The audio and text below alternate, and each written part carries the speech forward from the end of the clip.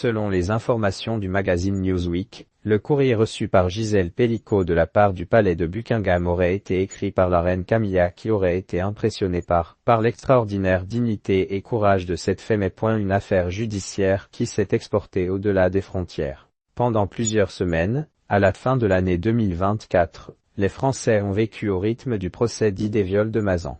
Pendant plusieurs années, Gisèle Pelicot a été droguée et violée par son mari, Dominique Pelicot, ainsi que par de nombreux autres hommes que son époux recrutait sur Internet. Durant tout le procès, la principale victime a impressionné par sa dignité et a reçu un soutien de taille. Elle ne s'attendait sans doute pas à voir touché jusqu'au palais de Buckingham. Seulement, la mère de famille a reçu une lettre de la royauté britannique. C'est un des avocats de Gisèle Pelicot, Antoine Camus, qui avait fait cette révélation dans les colonnes du Monde, le 9 mars 2025.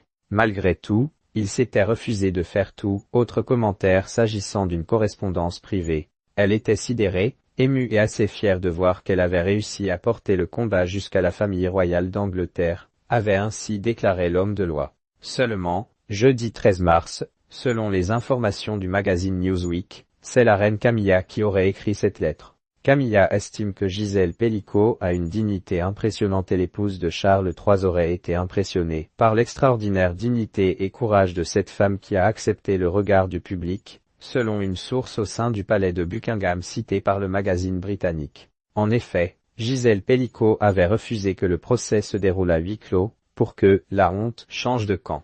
Alors que Camilla Parker Bowles est très engagée dans la lutte contre les violences faites aux femmes, elle aurait été extrêmement affectée par cette terrible affaire, toujours selon la même source. Après plus de 3 mois de procès, Dominique Pelicot a été condamné à 20 ans de réclusion criminelle. 46 des 50 autres accusés ont eux été condamnés à des peines s'échelonnant entre 3 ans de prison dont 2 avec sursis, et 15 ans de réclusion criminelle. Certains ont fait appel. Un nouveau procès devrait donc se tenir dans les prochains mois.